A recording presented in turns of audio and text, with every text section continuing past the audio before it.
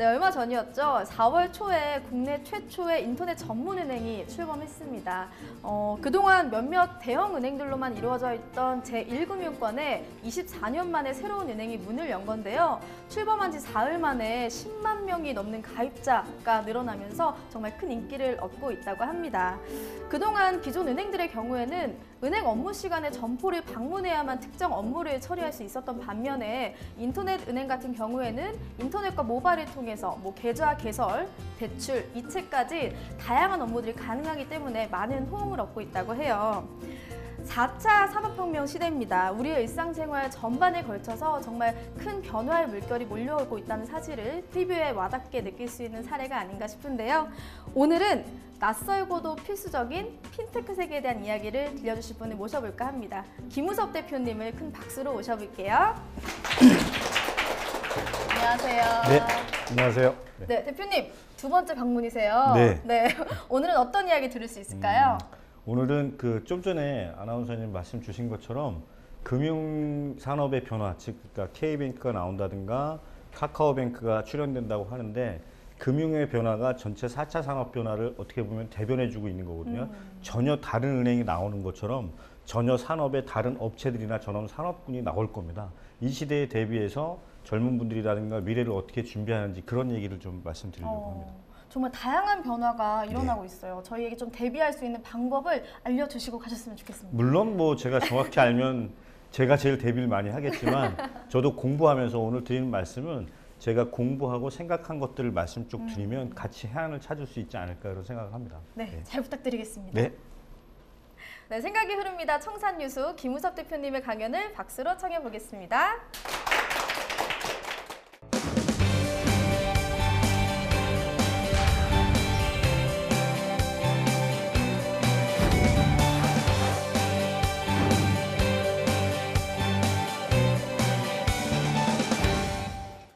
제가 좀 전에 소개받은 피노테이 김우섭입니다. 최근에 이제 금융의 변화가 먼저 시작됐어요. 사실은 4차 산업이 막 시작됐다고 말씀 많이 들었을 건데 집에 3D 프린터 계신 분이 없잖아요. 그죠? IoT 한다고 하는데 지금 냉장고랑 아침에 대화하고 여기 오신 분은 없죠. 그죠? 그 다음에 아직도 TV하고 대화형으로 한다든가 드론을 떠서 배송을 받으신 분은 없어요. 그래서 4차 산업이 좀 멀게만 느껴진다. 그래서 제가 오늘은 주로 금융의 변화를 통해서 4차 산업이 어떻게 오고 있는지 말씀을 좀 드릴 거고요. 당장 느낄 수 있는 부분하고 향후에 어떤 미래의 속도, 기술 개발 속도로 올 것인가에 대한 설명을 좀 드릴 겁니다. 그런 내용들이 쭉 이어질 건데요. 아마 생소하신 분야도 있을 거고, 이게 우리가 느끼는 변화였구나 하는 부분도 있으실 거예요. 그래서 가능한 재밌고, 그다음에 자기 생활, 최근에 느끼는 생활하고 접목돼서 한번 들으시면 괜찮을 것 같습니다. 내용 한번 보시죠.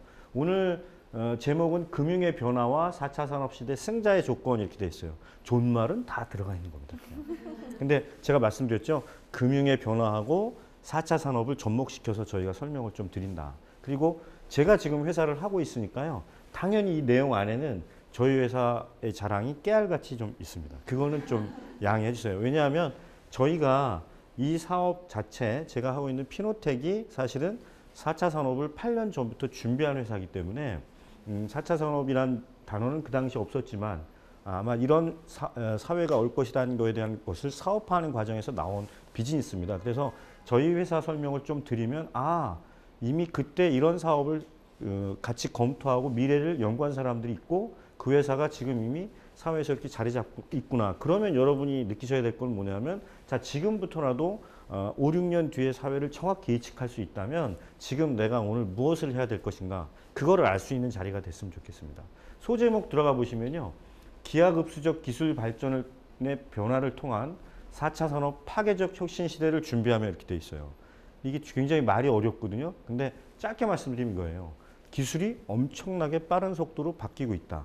그리고 기술이 바뀐다는 걸 인지했을 쯤에는 나는 이미 뒤처진다 그 얘기입니다. 그래서 지금 변화하는 기술을 잘 이해하시는데 조금 시간을 할애하시는 게 좋겠다. 자, 제가 두 번째 강의를 하는데요. 첫 번째 강의에 이어서 오늘은 주로 이 네 가지 말씀을 주로 드릴 겁니다. 반복적으로 미래에 대한 얘기를 주로 할 거예요. 그 얘기는 뭐냐면 저희가 오늘을 살지만 내일에 대한 두려움과 준비를 하면서 살잖아요. 과거는 회상일 뿐이지 사실 과거 때문에 오늘이 변화한 건 맞지만 오늘 과거를 걱정하실 필요는 없어요. 이미 내가 어느 학교를 나왔고 우리 부모님이 어떻고 내 신체 상태가 어떤 거 이것은 내가 결정한 건 아니죠.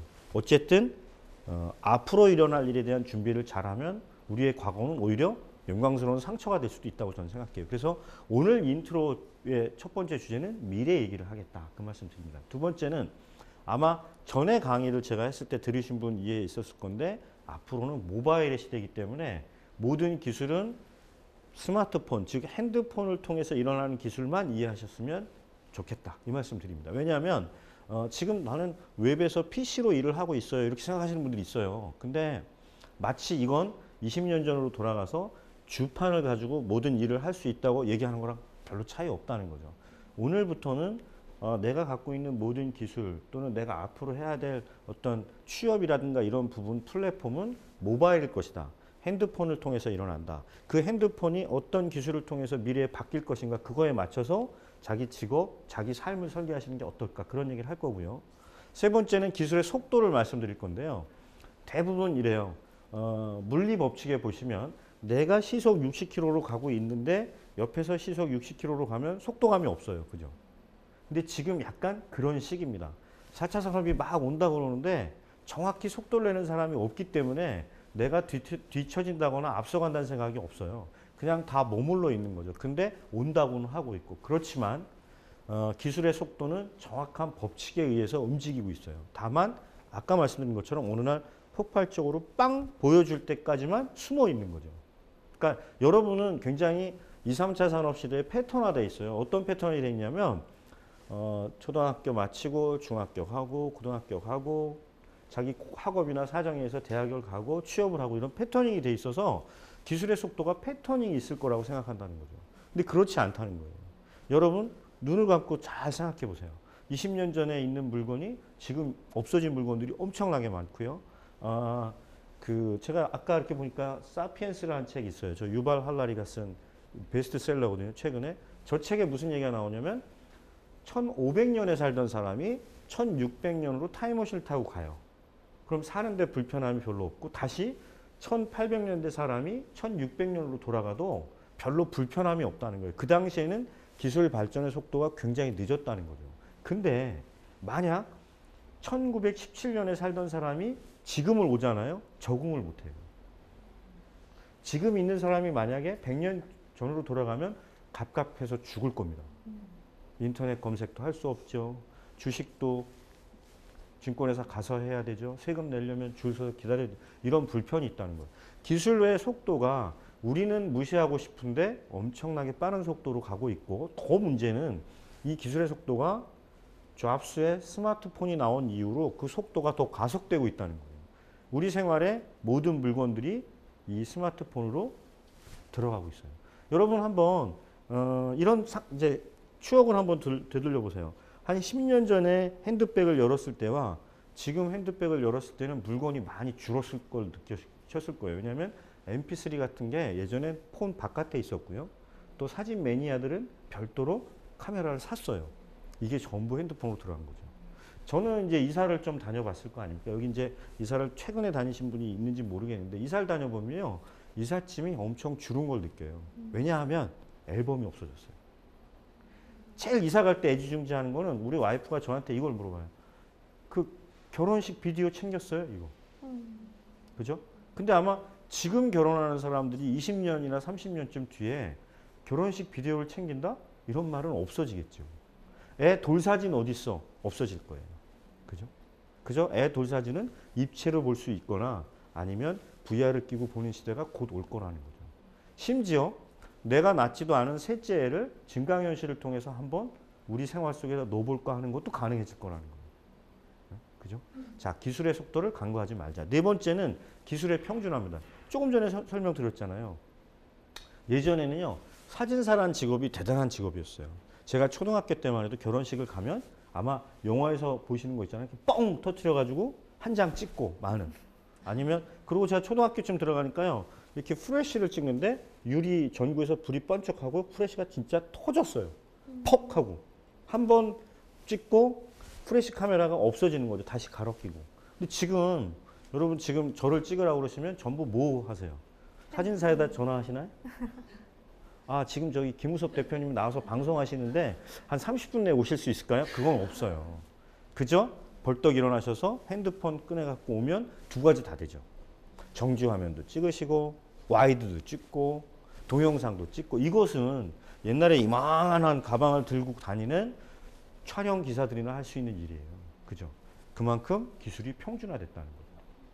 자, 여러분 그 요즘 최근에 이제 그 특정 상품들 보면 이제 인공지능 음성 인식 기계들이 막 발현이 되고 있어요. 제가 뒤에 화면을 좀 보여드릴 건데 별도로 나오는 물건들도 있고, 요번에 이제 S사에서 내놓은 핸드폰 안에는 실제 음성 인식 기술이 들어갔다는 거 아니겠습니까? 이건 뭘 대변하냐면 이제 우리가 기술을 접근하는 방법이 레터라든가 이런 쪽에서 음성 쪽으로 다 바뀐다는 거고요. 향후에는 우리의 말도 모두 저장해서 데이터화 하겠다는 얘기입니다. 그러니까 이 사람이 SNS를 누구랑 하고 검색을 누구랑 하는지를 예전엔 다 레터 데이터로 봤거든요. 문자로. 근데 이게 아니라 난 다 모든 걸 말로 하겠다는 거죠. 그래서 아마 노인의 시대가 열릴지도 모릅니다. 저 기술의 평준화는 곧 실버 산업이랑 연결돼요. 실버 산업 분들은요. 오늘 제가 아침에 뉴스 들은 건데 좀 전에 이제 그 아나운서님께서 말씀하셨잖아요. K뱅크가 화두예요. K뱅크가 어쨌다. 12만 계좌를 넘었다. 적금을 뭐 조금 0.5% 높은데 200억이 모였다. 기존의 은행들은 난리가 났다는데 사실은 더 K뱅크가 무서움을 주는 것은요. 직원이 몇 명 안 된다는 거죠. 여기. 근데 오늘 아침 기사 말미에 이런 얘기가 나왔었어요. 그럼에도 불구하고 어르신들이 은행을 잘 못 쓰고 있다. 이렇게. 자, 인터넷 뱅킹의 50%는 50대 이상 분들이 잘 못 쓰신대요. 왜? PC를 접근해서 열고 공인증서 다운받고 OTP 갖고 다녀야 되고 등등의 일이 불편하잖아요. 그래서 K뱅크라든가 아니 향후의 미래은행들은요. 모두 음성으로 할 거라는 겁니다. 예를 들면 요만한 핸드폰이 나올 거고 이걸 이제 웨어러블 핸드폰이라고 치면 어르신들은 여기다 화면을 넣거나 입력하는 건 불가능할 거고 현재 여기에도 문자를 치지는 않아요. 주로 음성으로 하죠. 그러면 미래은행은 어떻게 되냐면 야, 내 막내 손자한테 오늘 생일인데 5만 원만 송금해줘.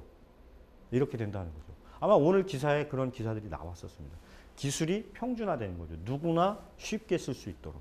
자, 뒤에 사파라든가 이런 쪽에서 제가 다시 한번 설명을 드릴 겁니다. 이제 인트로가 다 끝났으므로 오늘 사실 강의는 끝난 거랑 똑같습니다. 왜냐하면 제가 드리고 싶은 말씀은 이제 이 네 가지 꼭지를 약 40페이지에 걸쳐서 나눠서 설명드리는 거예요. 미래가 어떻고 모바일이 어떤 형태로 나오고 기술은 어떤 속도로 움직이니까 여러분이 뭘 준비하고 그 다음에 모두 쓸 수 있는 기술을 개발하셔야 성공한다. 이 얘기가 오늘의 결론입니다.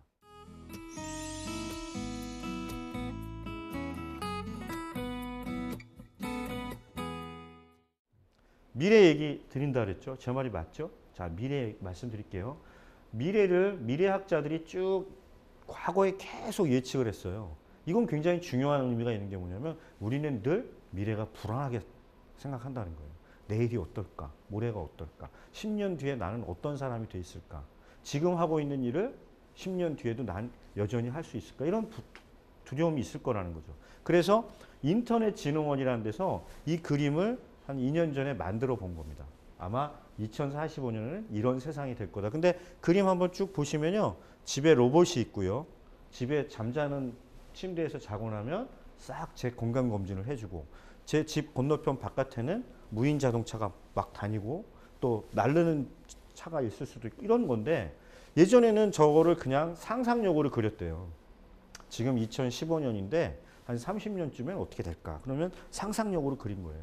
그래서 보통 만화가들이 그리거나 아니면 소설가들이 그랬어요. 지금 우리가 아직도 그런 얘기 미래 얘기를 하면 조지 오웰의 1984년 얘기를 하잖아요. 소설가나 공상과학가들이 이런 사람들이 그냥 저거를 그리거나 묘사했다는 거죠. 근데 저것은 달라요. 지금의 미래는요. 과학자들이 예측을 합니다. 왜냐하면 미래를 예측하는 툴이 생겨서 그래요. 그 부분은 제가 뒤에 조금 다시 설명을 좀 드리겠습니다. 다음 제 설명은 아마 이게 전에 한번 제가 강의할 때도 간단히 드려서 조금 식상하실 수 있는데 이 그림을 보면 제가 늘 말씀드리는 게 저는 저 당시에 제가 어떻게 될 줄 몰랐는데 지금 결론을 보고 저 사진을 보니까 아, 내가 이렇게 될 사람이었다는 걸 좀 알겠더라 이거죠. 저 때만 몰랐던 거예요. 그래서 제가 미래 밑에 이렇게 어젠다를 쭉 뽑았는데 미래는 그 당시에는 아무도 몰랐다. 근데 제가 보니까 미래는 예측 가능하더라 충분히. 그리고 미래를 예측 가능만 하기만 하다면 충분하게 우리는 만들 수 있다는 거예요. 미래를 만들 수 있다는 거예요. 저희 늘상적으로 받아들이는 그 어떤 신기한 현상이 있어요. 뭐냐면 토요일 날 저녁 8시에 TV를 이렇게 보고 있으면 로또 당첨 번호가 쭉 지나가요. 그때 아마 전 국민의 대부분 이런 생각을 할 거야. 아, 오늘 오후에 저걸 알았더라면. 그리고 쓸데없는 걸 외워요. 33, 24, 27, 31, 33. 아니 끝난 거예요. 그 번호 6번호 외워봐야 그렇지만 우리는 그런 생각을 하는 거죠. 미래를 알 수 있다면 나는 이렇게 했을 건데. 제가 드리고 싶은 말씀이 이겁니다. 근데 미래를 예측하기 쉬워졌다는 말씀을 드릴 거예요. 미래가 이렇게 갈 거니까 여러분 모두 관심을 갖고 예측을 한번 해보자. 제가 예를 들어봤어요. 지금 당장. 미래는 아마 실버 산업의 시대가 될 거다. 신문을 쭉 보시면요. 이런 말이 나와요. 유일한 구매층이 노인분들이다. 그죠? 근데 우리가 간과하고 있는 게 있어요. 뭐냐면 우리 모두는 늙는다는 거예요. 이거는 주지의 사실이거든요. 저 유발 할라리가 쓴 책에 보면 이런 얘기가 나와요. 인간이 가장 공평하다는 걸 느낄 때가 뭐냐면 모두 죽는다는 거. 그걸 조금 땡기면 모두 우리한테 내일이 있다는 거고요. 물론 저 책에 굉장히 불행한 얘기가 나옵니다. 인간이 평등을 깨는 때가 언제냐면 죽지 않는 기술을 개발하는 날이래요. 돈 많은 사람은 안 죽을 거고 돈 없는 사람은 죽을 거고 이게 평등이 깨지는 거죠. 그런 미래가 온다고 그래요. 좀 대단한 작가더라고요. 근데 더 슬픈 건 뭐냐 그랬더니 안 죽을 수 있는 대중의 시대가 왔을 때 교통사고나 이런 걸로 죽을 때. 왜냐하면 우리가 억울한 건 이런 거잖아요. 난 안 해도 되는 일을 해야 되는 거. 그 다음에 정말 그런 일이 안 일어날 사람한테 일어나는 거. 뭐 그런 게 있다고 그러니까 미래가 꼭 너무 좋지는 않지만 우리한테 잘만 기획하면 좋은 거고요. 실버 산업에 대해서 조금 관심을 갖자. 제가 오늘 첫 번째 드리는 말씀입니다. 왜? 우리 모두 늙을 거고요. 늙게 되면 우리가 어르신들을 편리하게 해줄 거에 대한 고민을 하면 그거는 괜찮은 상품이 될 거다. 어떤 상품일지 알고 싶으면 그건 개별적으로 방문하세요. 여기서 얘기하면 뭐 수천 명이 또 이 비즈니스를 한다 그러면 경쟁력이 없어지잖아요. 그죠? 자, 다음 장은 저에 대한 얘기 두 번째는 제가 경험을 많이 했다는 말씀을 드립니다. 아마 이 자리에 오신 강사분들이 대부분 훌륭하신 분들이에요. 경험도 많고 어떤 학업에 대한 어떤 성취감도 있으셨을 거고 좀 전에 뭐 제가 오다가 만난 분 같은 경우는 사업하시는 분인데 사업을 3개 성공하셨대요. 대단한 거죠. 각기 매출을 500억씩 500억씩. 근데 저는 뭐 그렇게 성공한 사업가는 아닌데 하여튼 여러 가지를 해봤다는 거예요. 여러 가지. 한 16군데 직장에 있었는데 저기 명함 중에 2군데를 빼고 나면 비삼성입니다. 삼성 계열이 아닌 회사인데 그러면 17년 동안 제가 삼성을 2000년에 떠났으니까 17년 동안 14군데 직장에 있었어요. 그럼 평균 1.2개월, 1년 2개월 정도 있었던 건 아니고요. 한 해에 저는 주로 3군데 정도 직장에 있었어요. 그저 호기심 때문에. 호기심 때문에. 아, 누가 뭘 하자 그러면 저는 해봅시다 이렇게. 그래서 아침에는 A 회사로 출근했다가 점심에는 B로 가서 저녁하고 회식은 C 회사에서 하는 방법. 여러분 이런 거잖아요. 그렇게 할 수 있는 원동력이 뭐냐면 2가지예요. 체력하고 기본적으로 내가 그 회사에 대한 열정이 있어야죠. 그 일에. 그래야 그 사람이 만나주죠. 저는 하루에 4시간만 일하겠습니다. 그러면 88만 원 주겠죠. 알바생이니까. 근데 그 회사가 갖고 있는 고민을 미래를 같이 고민해주고 하면 그냥 여기저기서 오라 그래서 저는 즐겁게 막 다니다가 지금 회사의 일을 이거다 하고 시작한 겁니다. 한 8년 전쯤에. 그래서 제가 좀 융합에 대한 말씀을 좀 드려요. 다양한 경험을 많이 하셔라. 괜찮다. 우리 세대는 한 직장에 들어가서 종신 고용하는 세대였다면 지금 그렇게 하시면 안 돼요. 지금 만약에 직장이 없으시다면 알바를 해야 된다 그러면 알바를 여러 군데 해보시라는 거예요.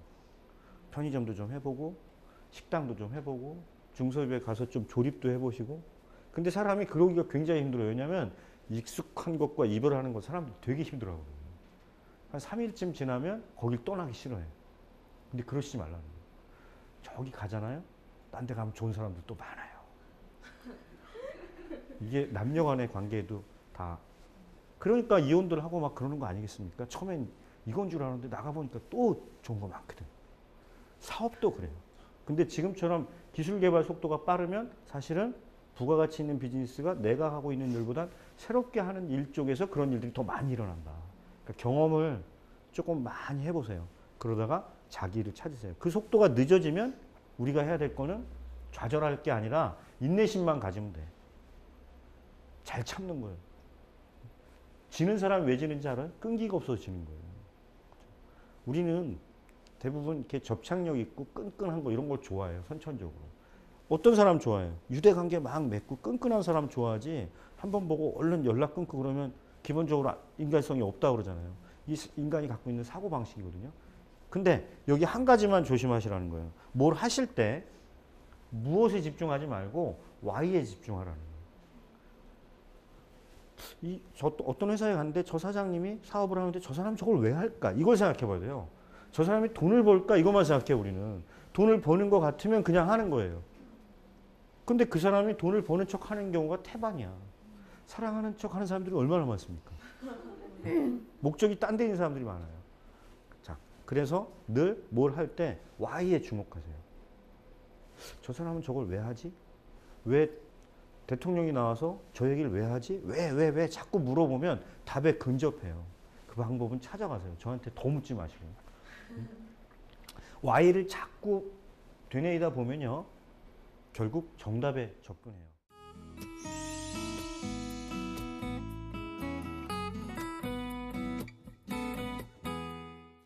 저희 회사 자랑을 조금 깨알만 하겠습니다. 자, 보세요. 피노텍이라는 회사는 뭘 했냐면요.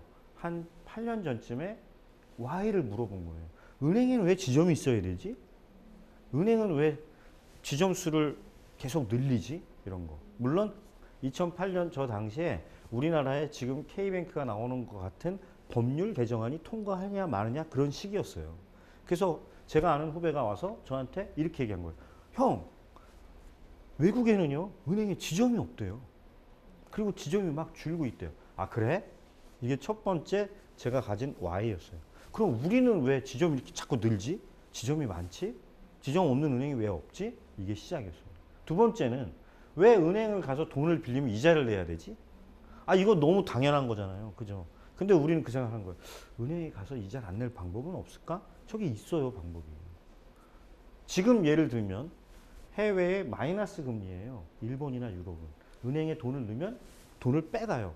아마 신문 보시면 올해부터 외국계 은행이 잔고 5,000원 미만의 계좌에 대해서는 계좌 수수료를 5,000원 받겠다고 했어요.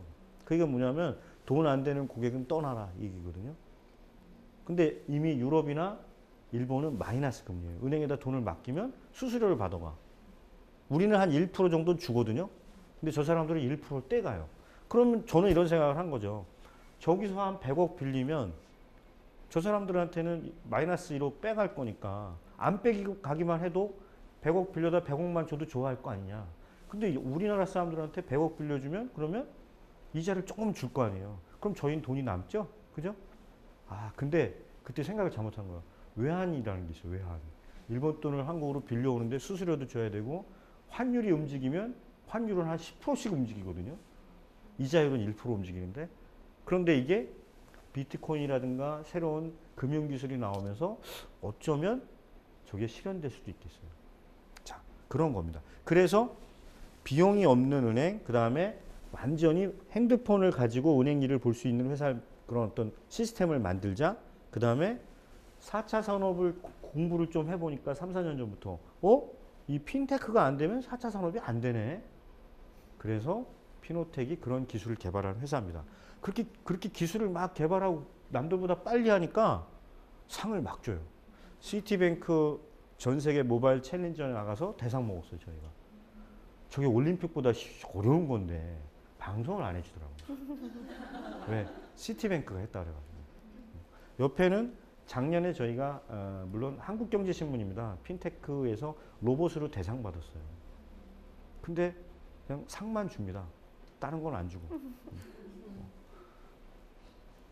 저희는 이제 이렇게 외부에다 얘기해요. 금융의 새로운 경험을 하게 해준다. 디자인하겠다. 그게 뭐냐면 지금 K뱅크에 저희 엔진이 들어가 있어요. 계좌 만드는 엔진도 저희가 들어갔고 대출해주는 엔진도 저희가 들어가 있고 카카오도 저희 엔진이 들어갑니다. 왜? 그 사람들은 저런 연구를 7, 8년 안 했잖아요. 그러니까 저희의 미래를 사갈 수밖에 없는 거예요. 여러분도 그러시라는 거예요. 오늘 얘기 잘 듣고 한 10년 뒤에 미래 중에 화장품 여러 가지가 있을 거예요. 자기 영역에, 자기 경험에. 그런 미래를 한 7, 8년 뒤에 이렇게 될 거니까 지금부터 막 연구를 하는 거예요. 그러면 여러분 돈은 벌면서 해야 돼요. 왜냐하면 생활은 하면서 미래를 꿈꿔야지. 누가 가만히 그냥 미래만 꿈꾸면 중간에 굶어 죽습니다. 그러시면 안 돼요. 내가 내 일을 하는데 그 일과 관계된 알바를 하든 가서 그냥 품을 파는 거죠. 품을 판다는 얘기는 밥만 주면 가서 일을 해보시라는 거예요. 자꾸 이렇게 뭘 줘야지 하겠다고 하니까 진짜 에티스를 안 줘요. 아니 뭐 옛날에 고전 영화 같은 거 보시면 어때요? 3년간 너는 물찌개만 지라 이러잖아요. 도사님이 3년 동안 물찌개를 아무 돈 안 받고 줘주고 도사님 밥 해주고 그러면 그때 너한테만 알려주는데 하고 비기를 알려준다. 세상 이치가 그래요. 저것도 마찬가지입니다. 자, 새로운 금융을 경험하게 해주는데 그 경험이 최근에 나온 핀테크 기술들입니다. 그 기술을 저희는 한 7, 8년 고민해서 계속 업그레이드 한 거죠. 그랬더니 작년 말에는 어떤 상을 주냐면 저기 아시아 태평양에 있는 아시아 태평양 연안 국가 중에 고속성장 기업을 쭉 뽑아요. 매년. 저희는 저 상이 있는 줄 몰랐어요. 자기들이 선정을 했는데 우리한테 연락도 안 해. 그냥 신문에 어느 날 느닷없이 난 거예요. 피노텍이 아시아에서 51위를 했다. 고속성장 기업으로. 3년 전에 조기 1위 기업이 누구였냐면 다음 카카오였어요. 지금은 보세요. 쭉 중국 업체가 치고 올라왔죠. 이게 4차 산업시대에 우리가 밀리는 이유예요. 저희가 다음 카카오의 성장률을 제쳤다니까요. 저 51위 안에 한국 기업이 딱 하나 있어. 48위에. 그거는 물류 비슷한 회사입니다. 소프트웨어 회사입니다. 저희 한국에서 난다긴다 하는 회사가 기술적 성장률은 저희부터 다 밑에 있는 거예요. 그런 회사라니까. 그게 근데 그 이유가 뭐라고요? 아까 네 가지. 미래를 생각했고 기술의 속도를 이해했고 평준화를 이해했고 모바일로 갈 거라는 걸 예측한 거 그거밖에 없어요. 제 답은. 근데 이게 핀테크 분야로는 아시아 1위예요. 독보적으로. 저 밑에 쭉 밑에 수백 등 내려갈 때까지 아시아 전역에 핀테크 회사들이 없어요. 그거를 주목하시라는 거예요. 근데 여기 성장률 지표라는 게 있어요. 978%. 저게 중요해요. 저걸 어떻게 뽑았냐 그랬더니 일단 특허, 매출 신장률, 고급 인력이 회사로 들어오는 거. 이걸 수치로 뽑은 거고요. 나머지는 이제 뭐 방송에 나온 거, 상 받은 거 이런 게 좀 참여를 했겠죠. 근데 올해는 저희가 한 30위까지 좀 들어가 보려고 하는데 모르겠습니다. 많이 관심 가져주세요. 피노텍은 앞으로 뭐 할 거냐 그러면 여러 가지 어떤 그 말씀드린 기술하고 모바일 기술의 변화, 그 다음에 IoT 이런 것들을 다 플랫폼화해서 밑에 보시는 그런 나라에 저희가 모바일 뱅크라든가 모바일 금융 상품을 실현할 수 있는 엔진을 공급할 거예요. 제가 예를 하나 들어볼게요. 한국은 정말 살기 좋은 나라입니다. 제가 미얀마를 지난달에 다녀왔는데요. 미얀마가 인구가 6,400만이니까 저희보다 조금 많아요. 근데 6,400만인데 은행에 계좌를 갖고 있는 사람이 400만 명이 안 돼요. 그런데 그 사람들이 은행을 막 만들고 싶죠. 왜냐하면 은행을 안 만들잖아요. 그러면 당일 벌어서 당일 써버린대요, 사람들이. 혹시 케냐 엠페사라는 얘기를 들어보셨을 거예요. 엠페사 뱅크가 생긴 뒤로 경제 성장률이 높아졌대요. 왜냐하면 계량적으로 뭔가 내 돈이 쌓이는 걸 보아야 돼요. 그리고 그걸 돈을 쌓아놓고 자랑하다가 보면 돈을 빌리러 오는 사람이 생기고 그게 여신과 수신이 생겨서 경제 관념이 생겨갖고 사회가 진보하는 건데 은행 계좌가 없잖아요. 그러면 경제 관념이 안 생겨요. 그래서 미얀마가 은행을 만들고 싶은데 은행을 만드는데 돈이 어마무지하게 듭니다. K뱅크가 지금 한 2천억 들여서 2년간 만든 거거든요.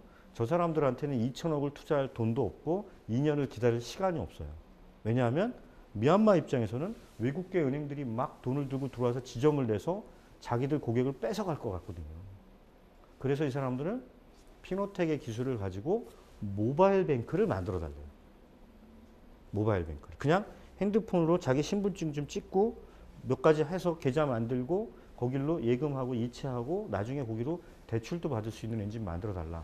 그리고 상담을 할 수 있는 센터를 못 만드니까 로봇이 다 상담하게 해달라. 우리가 다 만들어 놨어요. 그걸. 그래서 팔러 나갔죠. 그래서 저희가 지금 빠르면 올해 안에 아마 런칭을 해서 2, 3년 뒤에는 미얀마의 은행은 아마 저희가 엔진을 공급하지 않을까. 그런 기술을 구현하는 겁니다. 저희가. 자, 양이 많으니까 제가 속도를 조금 빨리 해볼게요. 자, 이제 스마트폰, 모바일 폰 말씀을 좀 드릴 거예요. 자, 보세요. 여러분 여기 핸드폰이 없으신 분이 있으신가요? 없죠. 그거는 마치 국적이 없는 사람이랑 비슷해요. 왜냐하면 우리나라 5천만 인구가 있는데 등록 핸드폰 수가 약 4천만 대가 넘다고. 그러니까 아주 애들을 제외하고는 거의 다 있고 2대 있는 사람도 많고 또 최근에 이슈가 됐던 분들은 대포폰도 막 갖고 있어요. 그죠? 대포폰을 10개씩 갖고 계셨다고 해요. 어디다 대포를 쏘시려고 하는지 모르겠지만. 근데 이게 조금 보시면 이제 도표를 보세요. 파란색이 청군 우리 삼성전자입니다. 근데 도표가 밑으로 내려가죠. 조금 시장 점유율이 떨어지고 있다고 그래요. 근데 오늘 발표를 보니까 다시 26%를 탈환했답니다. 삼성전자가. 저는 삼성에 있어 봤기 때문에 삼성을 굉장히 자랑스러워해요. 근데 이게 애증이 있어요. 조금 더 잘할 수 있는데 제가 아마 전 강의 때는 삼성을 엄청 욕했어요. 그랬더니 막 삼성 선배님들이 전화해서 야 너는 그 밥을 먹었던 사람이 나가서 삼성이 좋다는 얘기를 해도 시원찮은데 왜 그러냐. 애정이 있기 때문이에요. 오늘 발표에는 세계 점유율이 26%로 올라갔답니다. 근데 안타까운 것은 뭐냐면요. 저가폰을 많이 뿌렸대요. 삼성이. 근데 이 저가폰에 대한 경쟁력은 오랫동안 버티지 못할 거예요. 중국이나 인도폰이 나옵니다. 근데 중국폰까지는 버텨요. 저기 보시면 녹색이 제일 확 올라간 게 중국 3사 합산폰이에요. 밑에 녹색 3가지 폰이 요즘 박화엽이라 그래갖고 그럼 가수 이름이 아니라 중국에 잘 나가는 3대 핸드폰 회사가 화웨이, 오포, 비보라 해서 화옵이에요. 그래서 그냥 우리는 박화엽 폰이라 그래요. 쟤들이 약진을 한다는 거죠, 지금. 근데 저 뒤에 숨어 있는 애들이 누구냐면 인도입니다, 인도. 인도가 들어오면 중국이 또 타격을 먹을 거예요. 애플은 이미 꺾였는데 회복을 못 하고 있어요. 자, 근데 여기서 중요하게 생각하실 건 막 삼성전자를 안타까워하는 건 인정. 저도 그런데 그게 아니라 이 전체 세계의 핸드폰 판매량이 급증하고 있다는 겁니다. 제가 전에는 아마 퀴즈 냈을 거예요. 칫솔이 몇 개냐? 칫솔이 한 40 몇억 개인데 핸드폰이 50 몇억 개다. 이렇게 60억 개 정도 지금 판매가 됐어요. 사용자로 봐도 50억 명이 넘었다 그러고요. 1년에 판매되는 핸드폰 수가 13억 대가 넘었습니다. 우리가 71억이 사는 지구에 13억 대가 팔리고 있어요. 물론 그 안에 교체가 있어요. 교체 물량이 있으니까 그래도 5억 대가 순 증가를 하고 있는 거예요. 약 5년 뒤에는 우리 지구에 있는 인구의 70%가 스마트폰을 손에 쥘 거라는 거죠. 그래서 제가 다른 사업 하시지 말라는 거예요. 혹시 젊은 분들 중에 이 손재주가 있고 그런 분들은 네일 아트를 하시려고 그래요. 네일 아트 비즈니스가 상당히 좀 떴었어요. 프랜차이즈로. 근데 네일 아트를 혹시 하시더라도 핸드폰을 쓰기 좋은 네일 아트를 하셔야 돼요. 네일 아트를 잘못하면 핸드폰 쓰기가 나쁘거든요. 스크래치 나고 핸드폰에. 그러니까 뭘 하셔도 사람들이 핸드폰을 쓸 거라는 생각을 하고 하셔라. 이게 제가 오늘 드린 팁입니다. 자, 스마트폰의 미래만 말씀드리고 제가 좀 쉴게요. 자, 스마트폰은요, 지금 모양의 폰이 계속 있을 거라는 건 착각이라는 거죠. 커다란. 마치 우리 어머니 아버지가 계속 살 거라는 착각을 하시는 거랑 똑같아요. 그런 일은 없다는 거예요. 그런 일은. 자, 스마트폰의 미래를 보시면요. 웨어러블로 갔다가 웨어러블 시장이 더 커진다고 그러고요. 맨 끝에 보세요. 생체 이식형이라는 게 나와요. 이거 몸 안에 넣어주겠다는 거죠. 실제 기술 과학자들이 10년 안에 어떤 대사를 읊게 되냐면 우리가 이렇게 되는 거죠. 제가 신장이 아파서 병원을 갔더니 신장을 교체해야 된다고 나와요. 그럼 지금 어떻게 되고 있냐면 신장을 기증하는 사람 리스트에도 올려놓고 기다려야 되는데 10년쯤 뒤에는 분자생물학이 발견해서 이 신장을 인쇄를 한대요. 3D 프린터가. 지금 여러분 임플란트 잇몸을 3D 프린터로 하겠다고 기술이 막 나오고 있어요. 근데 그때 또 의사 선생님이 통신사 대리점 같은 얘기를 물어보는 거예요. 요번에 신장에다가 핸드폰 신형을 넣으실래요? 이렇게. 그럼 이 안에다 넣는 거예요. 그게 생체 이식형입니다. 어른들이 여기 이제 연고를 교체할 때 핸드폰도 같이 교체하는 거예요. 그러면 지금 기술하고는 전혀 다른 기술이겠죠. 그러니까 액정을 갖고 화면이 있는 핸드폰은 없어집니다. 그게 올해 모든 핸드폰에서 시장에서 주력으로 하는 게 다 음성 인식이 나오는 거잖아요. 그래서 우리는 자꾸 핸드폰이 이런 모양이었으면 좋겠다 하는데 그렇지 않아요. 핸드폰이 거의 저렇게 뭐라 그러죠? 이거 콘택트 렌즈 형태로 나오는 게 멀지 않았다는 거예요. 자, 보세요. 요거만 설명을 드릴게요. 그러면 저게 언제 나오냐? 항상 이런 생각하세요. 저게 늦게 나올 거다. 근데 아닙니다. 요 그림 보시면 1900년 뉴욕의 5번가를 찍은 사진인데 좌측 사진에 보면 동그라미 안에 원 안에 딱 자동차가 한 대 딱 출현한 거예요. 근데 딱 13년 지난 뒤에 같은 거리를 찍은 거예요. 물론 같은 데서 찍었으면 좋았는데 마차가 한 대도 없어졌다는 거예요. 다 자동차로 바뀌었어요. 저게 제가 얘기하는 경계 시간의 법칙이에요. 뭐냐면 어떤 기술이 나와서 교체하는데 사람들이 그 기술을 통용하면 13년 만에 싹 없어진다는 거예요. 이게 근데 뉴욕 거리만 그런 게 아니라 런던의 거리도 똑같았다. 근데 이게 자연 법칙이에요. 사람이 태어나서 뭔가 획기적으로 노동을 할 수 있는 나이가 14살이고요. 그래서 초등학교를 13살에 졸업하는 겁니다. 그 나이가 되면 야구 공휴일에도 게임할 수 있는 노동력과 정신력이 생긴대요. 그게 우리들이 알지 못했던 인지 경계 시간이었던 거예요. 자, 지금까지 첫 번째 강의 마무리를 해드리면요. 미래와 모바일에 대한 말씀드렸고 그 기술이 어떤 속도로 올 것인가. 적어도 스마트폰이 10년 전에 나왔으니까 3, 4년 뒤에는 완전히 보급이 끝나고 피처폰들이 없어질 거고요. 그 기술 기반에서 움직인다는 말씀을 드렸습니다. 두 번째 강의에서는요. 그러면 이런 기술 하에서 우리가 어떤 기술을 맞이하게 되고 어떤 변화를 보게 될 건지 그리고 거기에서 우리는 어떤 준비를 통해서 미래의 행복한 삶을 연장할 수 있는지에 대한 말씀을 좀 올리겠습니다. 감사합니다.